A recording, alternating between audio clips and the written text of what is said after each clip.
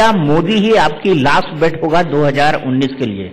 मोदी पे शुरू, मोदी पे खत्म, और पूरी की पूरी पार्टी जो है मोदी जी के प्रचार के भरोसे या मोदी जी के करिश्मे के सहारे खड़ी हुई है। क्या आपको लगता है 2019 में ऐसा होगा? देखिए, हमारा संगठन एक आइडियोलॉजी वाला संगठन है और संगठन प्रधान है भारतीय जनता पार्टी में।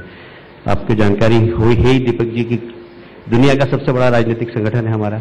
11 करोड़ से ज्यादा हमारे कार्यकर्ता हैं। हमारी आज भी पोलिंग बूथ तक की टीम कई राज्यों में खड़ी हो गई। तो हमारा जो आधार है वो संगठन है। वो निश्चित रूप से हमें इस बात का बेनिफिट है कि मोदी जी का करिश्माई नेतृत्व है, हमारे देश के लिए नहीं दुनिया के लिए। और हमें गर्व है कि मोदी जी जब दुनिया में कहीं भी जाते हैं तो मोदी मोदी के नारे लगते हैं। पहले तो भारतीय लोग लगाते थे, अब गोरे लोग भी लगाने लग गए। विश्व चित्रपट पर विश्व की किसी भी समस्या के लिए एक समय था जब अमेरिका क्या कह रहा है इस समस्या के लिए, रशिया क्या कह रहा है इस समस्या के लिए, जापान क्या कह रहा है इस समस्या के लिए, चीन क्या कह रहा है इस समस्या के लिए। बस यहीं तक दुनिया सिमटी हुई थी। आज हमें इस बात का गर्व है कि मोदी जी जब से प्रधानमंत्री बने हैं अब विश्व की कोई समस्या होती है, चाहे पेरिस की क्लाइमेट चेंज वाली बात हो, मोदी जी ने सिद्ध किया कि अमेरिका क्या कह रहा है, रूस क्या कह रहा है, चाइना क्या कह रहा है, पर अब भारत क्या कह रहा है ये विश्व में चर्चा होने लगी है। और ये हम सब 125 करोड़ भारतीयों के लिए बहुत गर्व की बात है। और इसलिए पार्टी का संगठन भी है और मोदी जी का करिश्माई नेतृत्व भी है। आप क्या कहेंगे? आप लेकिन एक बात तो माननी पड़ेगी कि भारत के विश्व पटल पर इमेज, आप कहें कि पॉलिसी मेकिंग में उसका रोल काफी हद तक बढ़ गया है। देखिए, प्रधानमंत्री श्री नरेंद्र मोदी जी ने एक बात पिछले 4 वर्ष में प्रमाणित कर दी है कि सिर्फ भाषण ही प्रशासन हो सकता है।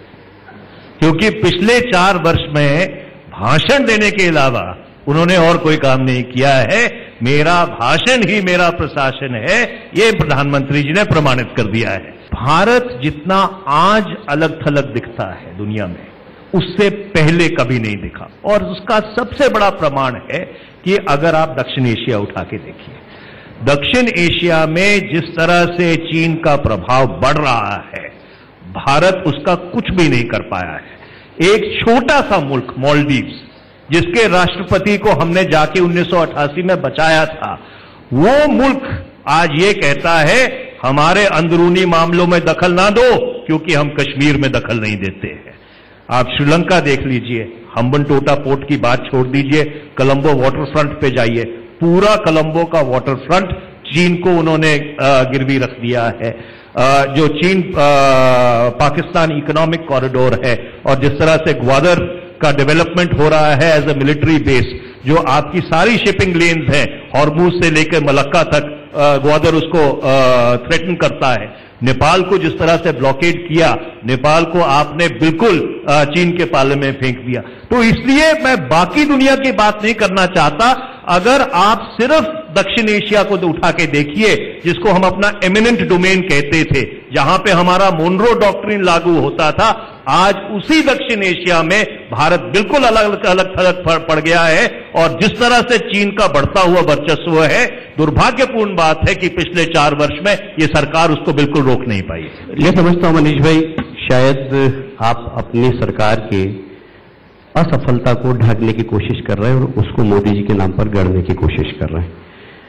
मोदी जी के प्रधानमंत्री बनने के बाद भारत जितना शक्तिशाली हुआ दक्षिण एशिया में, उतना पहले कभी भी नहीं हुआ, बल्कि पाकिस्तान को अलग थलग कर दिया।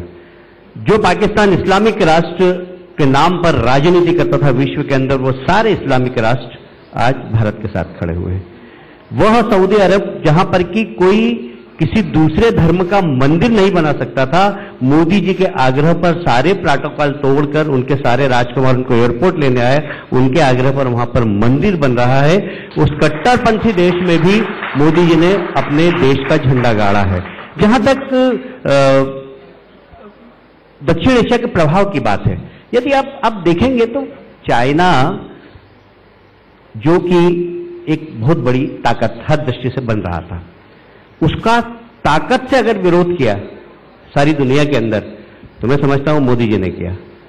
मुझे कहते हुए बहुत अफसोस है कि यूपीए की सरकार में सेना का जो आधुनिकीकरण होना था वो नहीं हो पाया।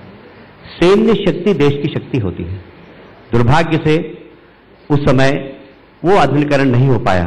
मुझे कहते हुए फक्र है कि हमारी सरकार बनने के बाद सेना का आधुनिकीकरण हुआ। लगभग 3 लाख करोड़ से ज्यादा सेना के आधुनिकीकरण में खर्च किया गया है। सेना का आत्मविश्वास बढ़ा है और मुझे कहते हुए बहुत गर्व है कि यही कारण है कि चाइना कई बार ढोकला आया और वहां से वापस चला गया।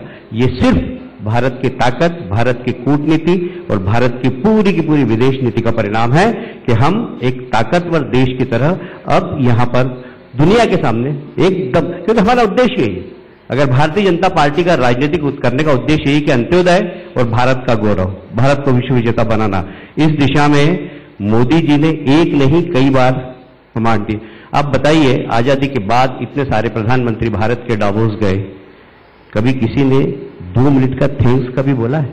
मुझे कहते हुए फक्र है कि डावोस की सबसे बड़ी बिजनेस काउंसिल के अंदर हमारे देश के प्रधानमंत्री ने हिंदी में भाषण देकर भारत के संस्कार, संस्कृति, बिजनेस के बारे में उद्घाटन किया उसका। ये 125 करोड़ जनता का सम्मान है। आप क्या समझते हैं? इसको छोटी बात समझते हैं? और उसके बाद उसका विश्व मीडिया के अंदर आप कवरेज देखिए। मैं एक किताब इत्तेफाक से भी पढ़ते पढ़ते ले आया था। रवि अगर हो तो यहां पर मनीष जी को भेंट कर देना, ये भी देखेंगे उसको। मेरा सहायक रवि है यहां पर, तो वो मनीष जी को जरूर देना। विश्व मीडिया के अंदर किस प्रकार मोदी जी को, आज तक हमारे देश का आजादी के बाद का कोई भी प्रधानमंत्री इतना स्पेस नहीं मिला विश्व मीडिया में जितना कि भारत के प्रधानमंत्री को अभी मिला। इसलिए भारत एक ताकत की तरह उभर रहा है। अभी 21 जून को योग दिवस आएगा। हमने यूएन के भाषण में प्रधानमंत्री जी ने कहा कि ये योग हमारे ऋषि मनुष्यों की तपस्या का प्रसाद है। हम दुनिया को सौंपना चाहते हैं, हम इसका पेटेंट नहीं करा रहे। इससे मन, बुद्धि, आत्मा और शरीर चारों का एकात्म होता है, आदमी मजबूत होता है और इसलिए हम योग दुनिया को बांटना चाहते हैं। आज 21 जून सारी दुनिया योग दिवस मना रही है। ये भारत का सम्मान है और योग दिवस के कारण कम से कम 2500 नौजवान सारी दुनिया के अंदर योग शिक्षक बनकर गए। योग शिक्षक बनके भारत के योग आज सारी दुनिया के अंदर हो रहा है। तो ये देश के नेतृत्व का कमाल है कि आज एक ताकतवर नेता के रूप में दुनिया के अंदर स्थापित हो रहा है। और मैं समझता हूं कि साउथ एशिया के अंदर भारत एक ताकत है, उसको नकार नहीं सकते।